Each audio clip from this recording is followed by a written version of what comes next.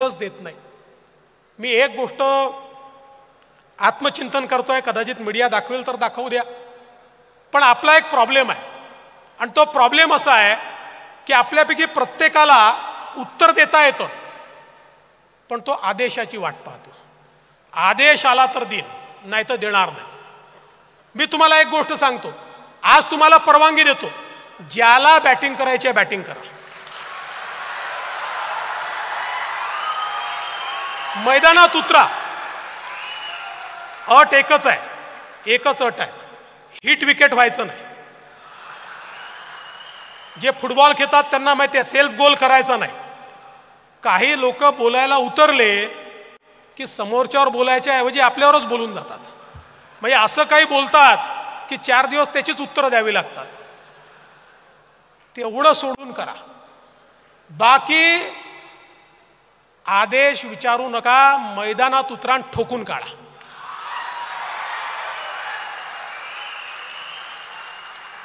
आणि तुम्हाला तर खोटं बोलायचंच नाहीये. बघा, खरं बोलायला विचार करावा लागत नाही, खोटं बोलायला खूप विचार करावा लागतो.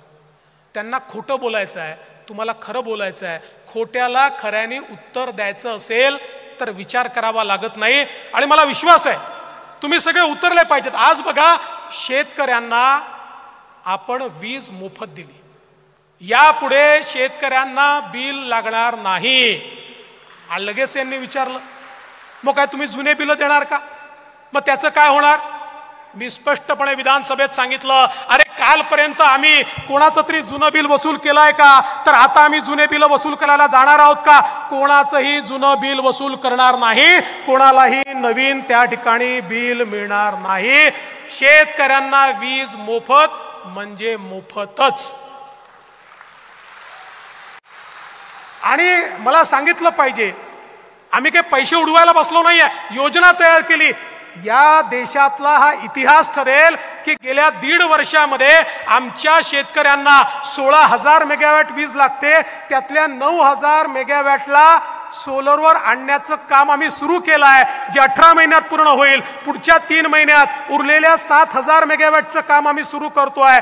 म्हणजे पुढच्या 2 वर्षामध्ये शेतकऱ्याकडे जाणारी विजेचं एकूण एक युनिट हे सोलरचं असणार आहे. आज जी 7 रुपयाला वीज पडते ती आम्हाला 2 रुपये 80 पैशाला पडणार आहे. म्हणजे आमच्या शेतकऱ्याला जी मोफत वीज देतोय, आजची जी सबसिडी आहे त्यात कुठलीही वाढ न करता आम्ही शेतकऱ्याला मोफत वीज देणार आहोत. आम्ही राज्याच्या हिताचा विचार करून आणि शेतकऱ्याच्या हिताचा विचार करून या ठिकाणी हा कार्यक्रम हातामध्ये घेतलाय. आज आमच्या मंगलजींच्या मंत्रालयाच्या माध्यमातून युवा प्रशिक्षणाची योजना आपण आणली. 10 लाख युवकांना प्रशिक्षणाकरता त्या ठिकाणी स्टायपंड आपण देणार आहोत. म्हणजे कुठल्याही आस्थापनेने त्यांना नोकरीत घ्यायचं आणि त्यांना नोकरीत घेतलं तर त्यांचा 10,000 रुपये महिना पगार हा राज्य सरकार त्या ठिकाणी देणार आहे. त्या आस्थापनेला तो द्यावा लागणार नाही. आणि त्यातनं त्यांनी शिकल्यानंतर त्यांना जे सर्टिफिकेट मिळेल, त्यांना एकतर तिथेच परमनंट नोकरी मिळेल, नाहीतर दुसरीकडे मिळेल, किंवा त्यांना स्वतःचा व्यवसाय सुरू करता येईल. 10 लाख तरुणांना रोजगार देण्याची योजना या ठिकाणी आपण आणलेली आहे. आणि म्हणून मला तुम्हाला एवढंच सांगायचं आहे, योजना अनेक आहेत, पण जोपर्यंत आम्ही रोज बोलणार नाही, आम्ही रोज सांगणार नाही, प्रत्येकाच्या तोंडी योजना असलीच पाहिजे. जो भेटेल त्याला, अगदी लोक वैतागले तरी चालतील, लग्नात गेलं तरी त्यांना काय योजना आहे हे सांगा, त्याच्यानंतर मग त्या ठिकाणी लग्न लावायला जा. कारण पब्लिक मेमरी अत्यंत शॉर्ट असते. आपण काल काय बोललो हे आज लोकांना लक्षात राहत नाही. आणि चांगलं जे असतं, सकारात्मक जे असतं ते इको पण होत नाही. सकारात्मक गोष्टी इको करायला त्रास असतो, नकारात्मक गोष्टी या पटकन इको होतात. आणि म्हणून त्या दृष्टीने देखील आपल्याला निश्चितपणे मोठ्या प्रमाणात आता प्रयत्न करावे लागणार आहे. मी एक गोष्ट आपल्या लक्षात आणून देतो. बघा, ज्यावेळी हा सगळा फेक नरेटिव्ह चालला होता, आपल्यापैकी अनेकांच्या लक्षात आलं असेल, काही लोक, काही सोशल मीडियावरचे लोक हे त्या ठिकाणी आपल्या विरुद्धचा फेक नरेटिव्ह चालवत होते. एक लक्षात घ्या, हे छोटं षडयंत्र नाही आहे. ही या 4-5-10 लोकांची अवकात पण नाही आहे की एवढा मोठा इको ते करतील. याच्या पाठीमागे फार मोठं षडयंत्र आहे. आज ज्या प्रकारचे अल्गोरिदम्स या ठिकाणी तयार करून आणि हे सगळं लोकांपर्यंत खोटं पोचलं पाहिजे अशा प्रकारचं षडयंत्र झालं. हे काही मुठभर लोकांच्या बसचा रोग नाही आहे. याच्या मागे त्या शक्ती आहेत ज्या शक्तींना असं वाटतं भारत मजबूत नाही झाला पाहिजे, ज्या शक्तींना वाटतं मोदीजी प्रधानमंत्री राहिले तर हा देश जगामधला सर्वोत्तम देश होईल. ज्यांना हे माहिती आहे की मोदीजींसमोर आता आपला देश टिकाव धरू शकणार नाही, अशा अनेक प्रवृत्ती एकत्रित आल्या आहेत. आणि या प्रवृत्तींनी या ठिकाणी या देशामध्ये परिवर्तन व्हावं म्हणून मदत केली आहे. हे षडयंत्र देखील हळूहळू बाहेर येत आहे. आणि म्हणून आज ज्या प्रकारच्या लढाईला आपण सामोरं जातो, ठीक आहे त्यांनी त्यावेळी केलं, आम्ही बेसावध होतो, पण मी तुम्हाला एवढं निश्चितपणे सांगतो आता तेवढीच ताकदीची तयारी आपण देखील केली आहे. आता चिंता करण्याचं कारण नाही आहे. फेक नरेटिव्हला थेट नरेटिव्हने उत्तर देण्याची ही सगळी इकोसिस्टीम आपण तयार करतो. पण तुमच्याकडनं अपेक्षा आहे, पुन्हा तुमच्याकडनं अपेक्षा आहे, भारतीय जनता पक्षाचे कार्यकर्ते किती आहेत, पदाधिकारी किती आहेत. म्हणजे असं सांगतायत की एकदा स्वातंत्र्यवीर सावरकरांनी असं म्हटलं होतं की सगळे भारतीय थुंकले तरी देखील इंग्रज वाहून जातील. असं आपल्यापैकी प्रत्येकाने रोज एक जरी पोस्ट केली ना तरी देखील फेक नरेटिव्ह संपून जाईल, एक पोस्ट. पण दुर्दैवाने, आणि परत मोकळ्यापणाने बोलतो, मला माफ करा, आमचे लोकप्रतिनिधी देखील करत नाही. आज लोकप्रतिनिधींचे हँडल बघा. अरे बाबांनो, लक्षात घ्या, लढाई जमिनीवर लढतोय आपण, पण त्याच सोबत ही लढाई टेक्नॉलॉजीची झाली आहे, त्याचसोबत ही व्हर्च्युअल झाली आहे. तुमच्या विरुद्धचा खोटा नरेटिव्ह लोकांपर्यंत टेक्नॉलॉजीने पोहोचवलेला आहे. त्याला जर तुम्ही उत्तर दिलं नाही तर तुम्ही जमिनीवर मेहनत करावीच लागेल, ती करतोच, श्रम आहेतच, पण त्याच्यासोबत याचंही उत्तर जर आपण दिलं नाही तर आपण याचा मुकाबला करू शकणार नाही. बंधू भगिनींनो, मला विश्वास आहे की तुम्ही सगळ्यांनी जर गांभीर्याने घेतलं तर एक मोठं परिवर्तन या ठिकाणी निश्चितपणे होऊ शकतं. आज खरं म्हणजे राज्यामध्ये एक विचित्र अशा प्रकारची स्थिती आहे. ही अशी स्थिती आपण राज्यात कधीच बघितली नव्हती. समाजामध्ये एक मोठी दुफळी तयार झाली आहे. अनेक समाज एकमेकासमोर उभे आहेत आणि दुर्दैवाने या राज्यातल्या काही नेत्यांना असं वाटतं की हे समाज एकमेकासमोर उभे राहिले तरच आपण निवडून येऊ शकतो, म्हणून त्याच्यामध्ये पेट्रोल टाकण्याचं काम काही राज्यकर्ते करतायत. खरं म्हणजे एक गोष्ट लक्षात घेतली पाहिजे, अरे निवडणुका येतील जातील, एखादं सरकार बनेल राहणार नाही, सरकार येतात जातात, पण समाज एकसंघ राहायला पाहिजे. समाज जर असा दुफळीत राहिला, एखाद्या निवडणुकीत तुमची पोळी भाजली जाईल, पण एकदा समाजामध्ये दुफळी राहिली तर किमान 3 पिढ्या ती दुफळी तुम्हाला दूर करता येत नाही. कुठे आम्ही समाजाला आमच्या नेतो, काय नेमकं आम्ही करतो, याचा देखील विचार झाला पाहिजे. भारतीय जनता पक्षाने नेहमी स्पष्ट भूमिका ठेवली आहे. मराठा समाजामधला जो गरीब मराठा आहे याला आरक्षण मिळालं पाहिजे, ही पहिल्या दिवशीपासून भाजपची भूमिका आहे. माझा सवाल आहे, आरक्षणाची लढाई सुरू कधी झाली? 1982 साली त्या ठिकाणी स्वर्गीय अण्णासाहेब पाटलांनी काँग्रेसच्या मुख्यमंत्र्यांना भेटून सांगितलं की तुम्ही आरक्षण दिलं नाही तर माझा जीव मी संपवीन. त्या मुख्यमंत्र्यांनी सांगितलं नाही देत, आणि त्या ठिकाणी स्वर्गीय अण्णासाहेब पाटलांनी स्वतःला गोळी मारून घेतली. मराठा आरक्षणाचा पहिला बळी जर कोणी होते तर ते स्वर्गीय अण्णासाहेब पाटील होते 1982 साली. 1982 सालापासनं 2014 साली आपलं सरकार येतपर्यंत इतकी सरकार आली, त्यातली जास्तीत जास्त सरकारं एक सोडलं तर काँग्रेसची होती किंवा आताच्या शरद पवार साहेबांची सरकार होती. 4 वेळा पवार साहेब स्वतः मुख्यमंत्री होते. का मराठा आरक्षण दिलं नाही? 82 सालापासून का मराठा आरक्षण दिलं नाही माझा सवाल आहे. अरे अण्णासाहेब पाटलांनी जर 1982 साली स्वतःला गोळी मारून घेतली होती, तुम्ही 4 वेळा त्या ठिकाणी रेकॉर्डवर सांगितलं मराठ्यांना आरक्षणाची गरज नाही. मी नाही बोललो, कोण बोललं? सगळ्या महाराष्ट्राला माहिती आहे, सगळ्या महाराष्ट्राला हे माहिती आहे. पण आता मतांकरता दुफळी निर्माण करण्याचं काम चाललेलं आहे. हो, आम्ही आरक्षण दिलं, आम्ही आरक्षण दिल्यावर ते हायकोर्टात ते टिकवलं आणि जोपर्यंत आमचं सरकार होतं सुप्रीम कोर्टात 3 वेळा केस लागली, सुप्रीम कोर्टाने स्टे द्यायला नकार दिला. जोपर्यंत आम्ही होतो सुप्रीम कोर्टामध्ये देखील आम्ही आरक्षण टिकवून दाखवलं. पण दुर्दैवाने तुमचं महाविकास आघाडीचं उद्धव ठाकरेजी आणि शरद पवारजींचं सरकार आलं आणि मराठा आरक्षण त्या ठिकाणी गेलं. त्याला प्रोटेक्ट करण्याकरता कुठलाही प्रयत्न केला नाही. पुन्हा एकनाथराव शिंदेजींचं सरकार आलं, भारतीय जनता पार्टी, शिवसेना, राष्ट्रवादी, आम्ही पुन्हा मराठा समाजाला 10% आरक्षण त्या ठिकाणी दिलं. आज भरती चाललेली आहे. पोलीस भरतीमध्ये आपण बघा, हजारो तरुण आता मराठा समाजाचे त्यांची भरती झाली आहे. हजारो तरुणांची वेगवेगळ्या खात्यांमध्ये त्या ठिकाणी भरती झालेली आहे.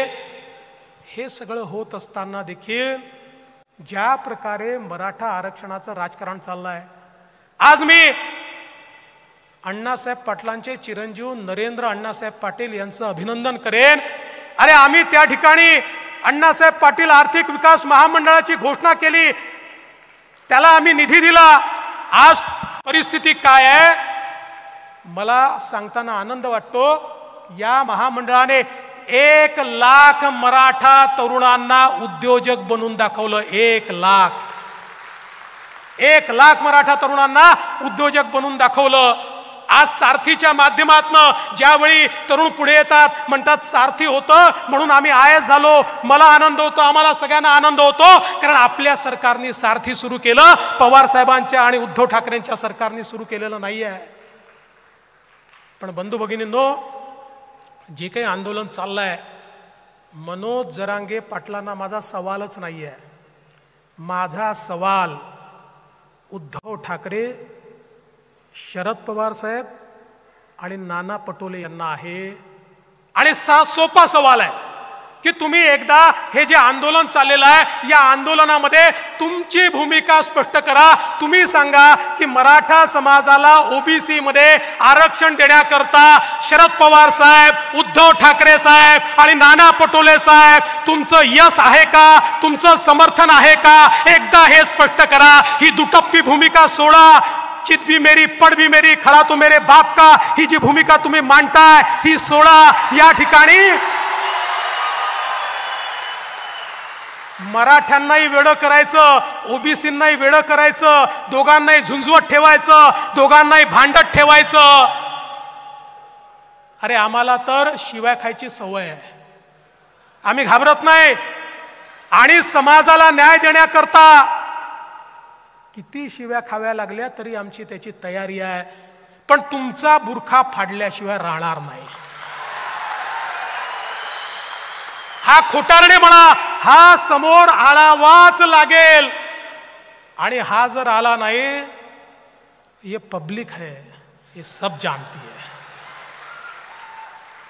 बंधू भगिनींनो, खरं म्हणजे आज आपण एक गोष्ट लक्षात घेतली पाहिजे. या निवडणुकीमध्ये जसा एक फेक नरेटिव्ह आपल्या समोर आला, तसंच एक वेगळ्या प्रकारचं कन्सॉलिडेशन देखील आपल्या समोर आलेलं आहे. भारतीय जनता पक्षाने कधी जाती धर्माचा विचार केला नाही. आमचं जे हिंदुत्व आहे हे व्यापक हिंदुत्व आहे. भारतीय जनता पक्षाच्या हिंदुत्वामध्ये कुठल्याही पूजा पद्धतीला स्थान आहे. भारतीय जनता पक्षाने जे हिंदुत्व मांडलं याच्यामध्ये आम्ही कधीही कुणाला एक्सक्लूड केलेलं नाही आहे. या भूमीला जो आपली जन्मभूमी मानतो, कर्मभूमी मानतो, आणि या देशाची मानक मग प्रभू श्रीराम असतील किंवा छत्रपती शिवाजी महाराज असतील, ही मानक, जो आपली मानक मांडतो असा कुठलाही व्यक्ती, जात असो, धर्म असो, पूजा पद्धती असो, तो कुठेही त्या ठिकाणी पूजा करणारा असो, असा प्रत्येक व्यक्ती हिंदू आहे हे मानणाऱ्यांपैकी आम्ही आहोत. पण त्याच वेळी या ठिकाणी हिंदूंना दहशतवादी म्हणण्यात येत आहे. काल परवा विशाळगडाची घटना झाल्यानंतर शिवप्रेमींना दहशतवादी म्हणण्यात येत आहे. आज संसदेमध्ये राहुल गांधी म्हणतात हिंदू म्हणजे हिंसा. हे खपवून घेणार आहोत? खपवून घ्यायचं?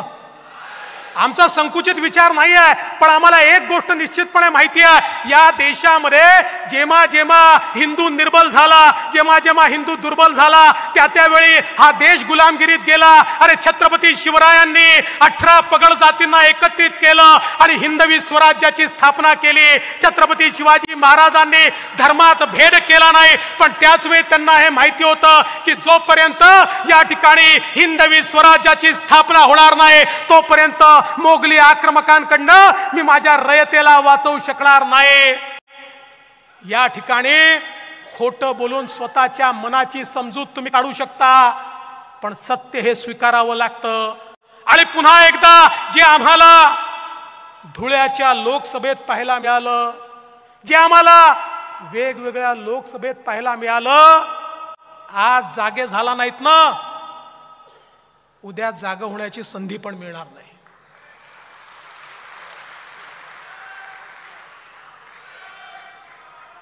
आणि मी एक गोष्ट निश्चितपणे आपल्याला सांगतो, आपल्या हिंदुत्वाबद्दल कोणालाही अपराध बोध ठेवण्याची आवश्यकता नाही आहे. हो, आम्ही गर्वाने सांगतो आम्ही हिंदू आहोत.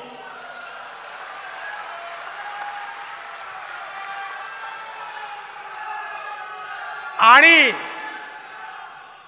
हिंदुत्व म्हणजे सहिष्णुता आहे. या देशाने, या हिंदूंनी दाखवून दिलं, जगभरातनं ज्या लोकांना त्या ठिकाणी बाहेर काढलं, त्या सगळ्यांना जागा देणारा हाच हिंदुस्थान होता. आज ते सगळे या देशामध्ये गुण्या गोविंदाने राहतात. अरे पाकिस्तानपेक्षा मुस्लिम समाज या हिंदुस्थानात अधिक चांगल्या प्रकारे राहतोय, कारण या ठिकाणच्या हिंदू समाजाने कधीच भेदभाव केला नाही. पण याचा अर्थ आमचं अस्तित्व संपवण्याचा प्रयत्न कोणी करणार असेल तर ते देखील या ठिकाणी सहन केलं जाणार नाही, हे देखील आपण लक्षात घेतलं पाहिजे. आणि म्हणून लक्षात घ्या, एक गोष्ट लक्षात घ्या, प्रभू श्रीराम ज्यावेळेस लढत होते, एक वेळ अशी आली रावणाचा निपात होतच नव्हता, पण प्रभू श्रीरामांनी रणांगण सोडलं नाही, ते प्रयत्न करत राहिले. आणि शेवटी बिभीषणाने खरी गोम सांगितली, रावणाच्या नाभीमध्ये बाण मारा, रावणाचा निपात होईल. आजचा रावण कोण आहे? आजचा रावण फेक नरेटिव्ह आहे. त्याच्या बेंबीत बाण मारला की पुन्हा सत्तेमध्ये आपण त्या ठिकाणी परत येऊ. आणि म्हणून मी तुम्हाला एवढीच विनंती करण्याकरता आलो आहे, फार कमी 2 लाख मतांचा फरक आहे. 2 लाख. अरे 2 लाख मतं तर ज्या दिवशी आम्ही लाडकी बहीण योजना घोषित केली ना, त्याच दिवशी वाढले. ज्या दिवशी यांचा फेक नरेटिव्ह सांगितला, त्याच दिवशी त्याच्या चौपट मतं आपले त्या ठिकाणी वाढले आहेत. आणि म्हणून खरं म्हणजे मला मोहत असल्यामुळे एक कविता मी या ठिकाणी आणली आहे, जी आपल्या सगळ्या कार्यकर्त्यांकरता आहे. असे जगावे दुनियेमध्ये आव्हानाचे लावणी अत्तर, नजर रोखून नजरेमध्ये आयुष्याला द्यावे उत्तर.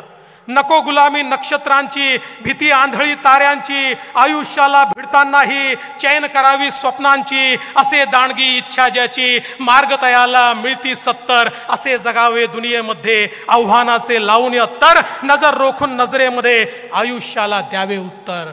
असा आयुष्याला उत्तर देणारा कार्यकर्ता हा आज आपल्याला या ठिकाणी तयार करायचा आहे. अरे मोदीजींनी जो भारत तयार केला आहे, हा मागे वळून पाहणारा भारत नाही आहे. हा 5 ट्रिलियन इकॉनॉमी पूर्ण करतोय, हा 7 ट्रिलियन इकॉनॉमीकडे चाललाय, 25 कोटी गरिबांना गरिबीतनं बाहेर काढलेला आहे.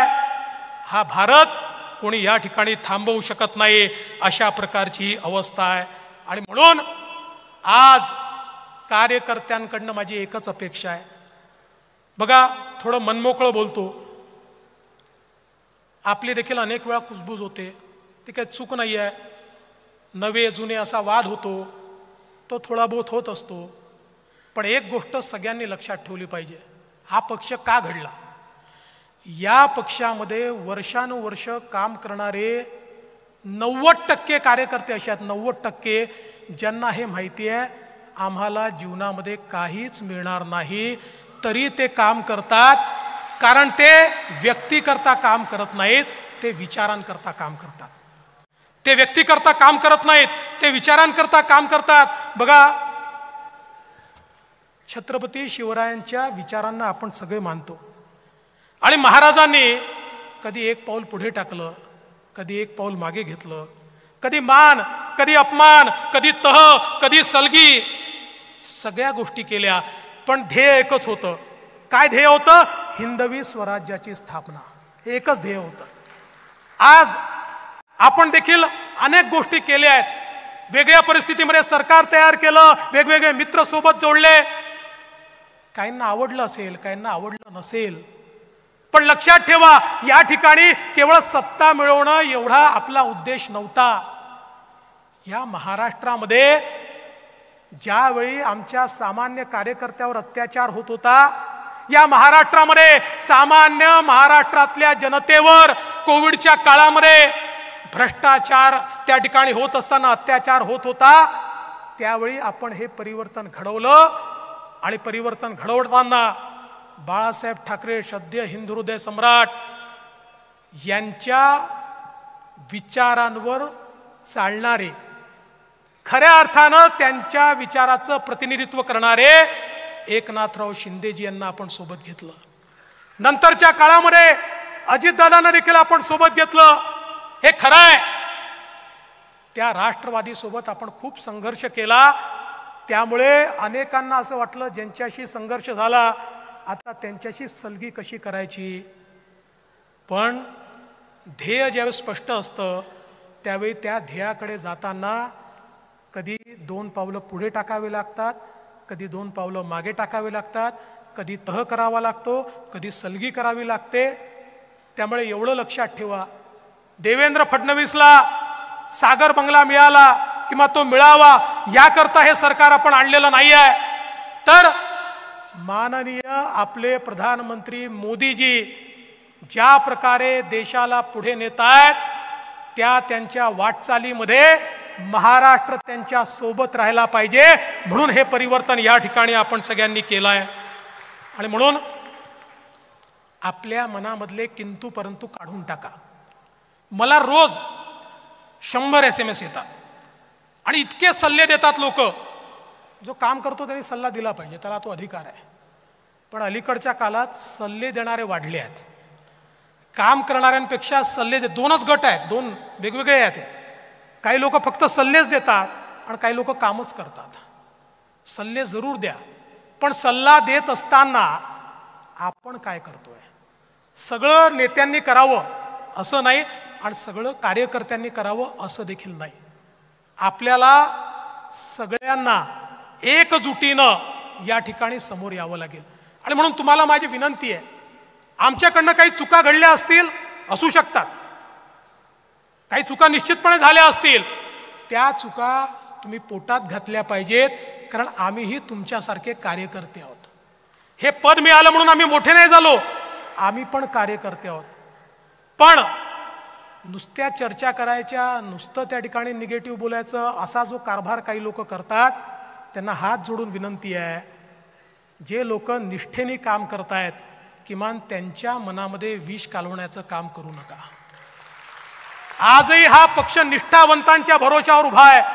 जे निष्ठेने उभे आहेत, जे कुठल्याही परिस्थितीत पक्षासोबत उभे आहेत, अशा लोकांच्या भरोशावर उभा आहे. आणि मी तर सांगतो, एखाद्या निवडणुकीमध्ये कमी जागा मिळाल्याचा फायदा काय असतो माहिती आहे? खरा पक्षासोबत कोण आहे हे आपल्याला त्यातनं समजतं. जेव्हा जिंकतो तेव्हा सगळे सोबत असतात, पण एखाद्या निवडणुकीमध्ये कमी जागा मिळाल्या की मग अनेकांचं जे वागणं असतं त्यातनं खरा पक्षाचा कोण आणि कोण नाही हे आपल्या लक्षात येतं. आणि म्हणून माझी तुम्हाला एवढीच विनंती आहे की आपल्या सगळ्यांना एकजुटीनं सामोरं जायचं आहे. आत्मविश्वास ठेवा. या ठिकाणी जर आपण विपरीत परिस्थितीमध्ये, फेक नरेटिव्हमध्ये, ज्या ठिकाणी आपल्या लक्षातच आलं नाही की असा नरेटिव्ह आहे, अशाही परिस्थितीमध्ये त्या ठिकाणी केवळ 2 लाख मतांनी फक्त मागे आहोत. मी तुम्हाला विश्वासानं सांगतो, आपण मागच्या निवडणुकांमध्ये भाजप म्हणून या ठिकाणी 1.5 कोटी मतं सातत्याने घेत आलो आहे. यावेळी 1.25 कोटी मतं आपण घेतल्याशिवाय राहणार नाही. आणि महायुती म्हणून अनेक कार्यकर्ते विचारतात, मग सांगा मुख्यमंत्री कोणाचा होणार, मग मुख्यमंत्री कोण होणार. तुम्हाला आजच सांगतो, मुख्यमंत्री महायुतीचाच होणार. यानंतर कोण मुख्यमंत्री, काय मुख्यमंत्री हा प्रश्न विचारू नका. हा प्रश्न डोक्यातनं काढून टाका. आज हा प्रश्न आपल्या समोर नाही. आपल्या समोर एकच लक्ष्य आहे. ज्याप्रमाणे अर्जुनासमोर माशाचा डोळा एकमेव लक्ष्य होतं, तसं आपलं एकच लक्ष्य आहे, पुन्हा या महाराष्ट्राची सेवा करण्याकरता आपलं सरकार स्थापन करणं. आणि त्याकरता वाटेल ती किंमत कार्यकर्ता मोजायला तयार आहे. अशा मानसिकतेतनं जर आपण पुढे गेलो तरच मला असं वाटतं की ही निवडणूक आपण निश्चितपणे जिंकू शकू. आणि म्हणून एक भक्कम संकल्प घेऊन आपल्याला जायचं आहे. मी शेवटी एवढंच सांगतो, लहरों को साहिल की दरकार नहीं होती, लहरों को साहिल की दरकार नहीं होती. हौसला बुलंद हो तो कोई दीवार नहीं होती. जलते हुए चिराग ने आंधियों से कहा, उजाला देने वालों की कभी हार नहीं होती, कभी हार नहीं होती, कभी हार नहीं होती. आपण जिंकणार ही मानसिकता घेऊन जा. या ठिकाणी आजचा दिवस लिहून घ्या.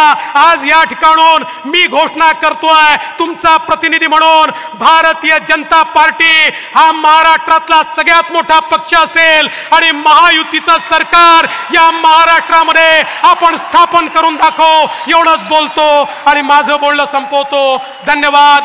जय हिंद, जय महाराष्ट्र, जय शिवराय. उभं राहून सर्वांनी उभं राहून टाळ्या. धन्यवाद देवेंद्रजी. राजेश पांडे भोजनाबद्दल काही सूचना देतील. बरोबर 2:45ला ही सभा सुरू होईल. माननीय अमित भाई आपल्याशी संवाद करणार आहेत. माननीय राजेश पांडेजी जरा सूचना देतील जेवणाच्या व्यवस्थेबद्दल. सर्वांनी जरा सूचना. एक घोषणा देवेंद्रजींसाठी जोरात. देवेंद्रजी तुम आगे बढ़ो,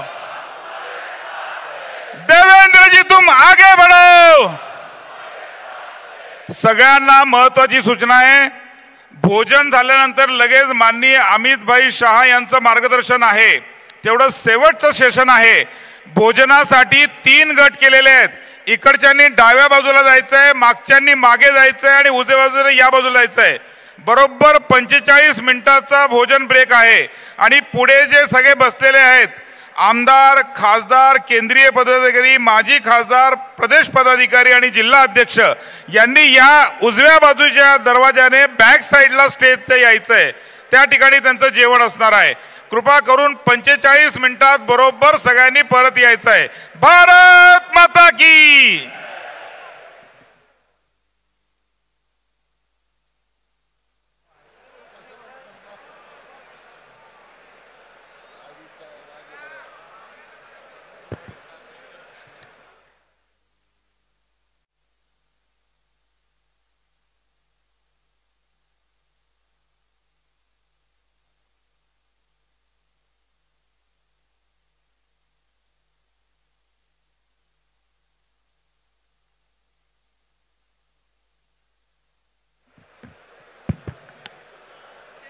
जेवणाची व्यवस्था डावीकडे, उजवीकडे आणि मागच्या बाजूला अशा 3 ठिकाणी आहे.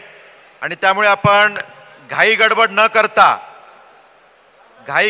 करता व्यवस्थित शिस्तीने जेवणाचा लाभ घ्यायचा आहे. 3 ठिकाणी मोठ्या प्रमाणावर व्यवस्था आहे आणि त्यामुळे सगळ्यांनी एका ठिकाणी न जाता डावीकडच्या.